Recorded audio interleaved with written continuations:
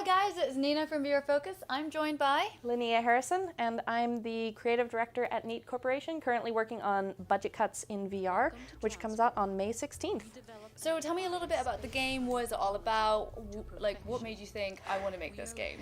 Well, I've always loved VR, so that's why I wanted to join this team. As you know, they probably, or you might know, they made a demo of this game about 2 years back, and you play as a stealth employee. Well, you play as an employee and you stealth around in this environment where you are throwing knives at robots, which is the general gist of it. There's a bit more depth to it once you start playing the game, but it all kind of comes about when you start sneaking around different passageways, trying to find ways to get around them, or if you're brave, actually taking them on and doing a bit of combat. So, did you do VR before this, or? No, I personally worked in AAA, so I worked at DICE and EA, so working on like Battlefield and Mirror's Edge. Okay, and then you decided, okay, I want to do virtual reality, and... Yeah, I had been playing around with it a bit on my free time, and I found out that one of my favorite demos, Budget Cuts, was being worked on for the final game in Stockholm, so I was like, I have to be on that team, and luckily they let me join them about a little over a year ago.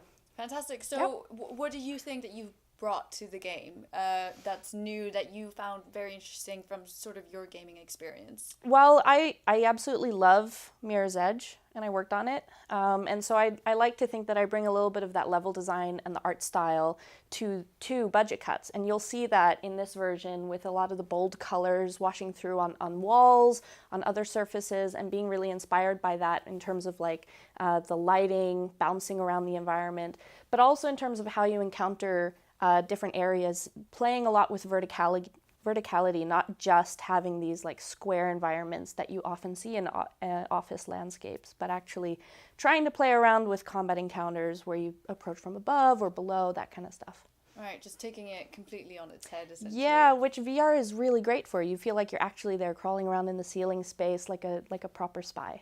Amazing. Yeah. So for this game is going to be available for which headsets? Well, we're primarily for Vive and Oculus, so we will be on both Steam and Oculus Home. We do encourage people to set up their Oculus with room scale, so like either the 2 points on the opposite ends or 3-point tracking, but we will be supporting 2-point front facing as well. And what is the feedback that you've gotten from people who've tried it out so far? Well, they hate robots now. No, I mean, they've been really loving it so far, and I'm pretty excited about that because, I mean, I love the game, but I'm a little biased. I think it's been really exciting to see how many different ways people approach the game because, you know, whether you're a Rambo just throwing knives at a ton of robots, or if you prefer to stealth around or like find more strategic ways of approaching a scenario, it seems to be that people can find their own way to approach this, and I really like that. So from what I saw of it is that the way that you transport yourself across the map is quite interesting. Right, the portal translocation.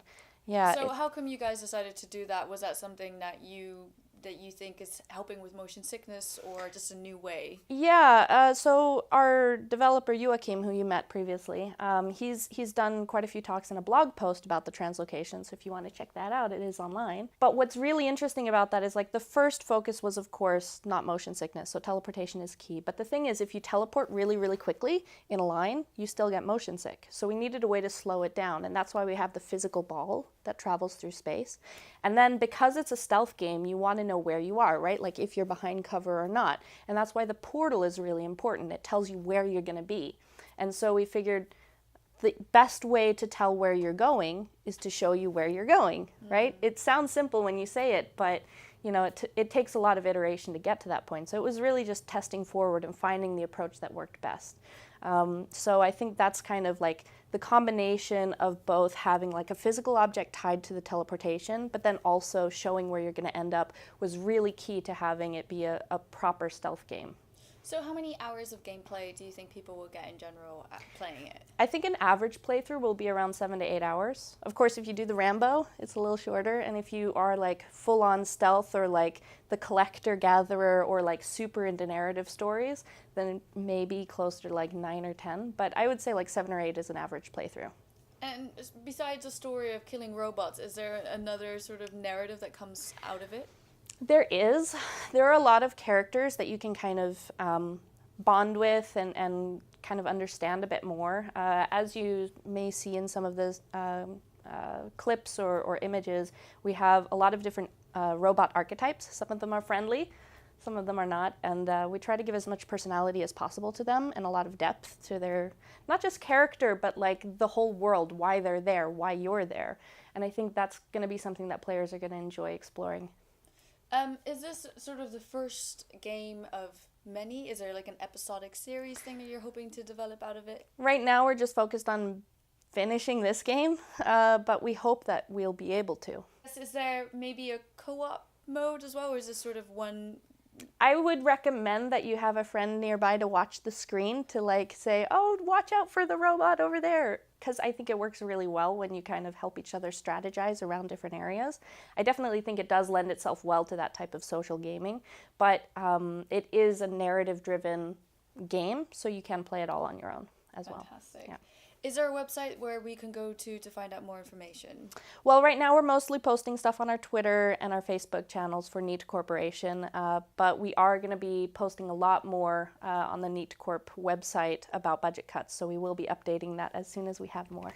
Amazing. Well, I look forward to learning more about the game. Thank you. Head over to vrfocus.com if you want to find out more about virtual reality, and I will see you there.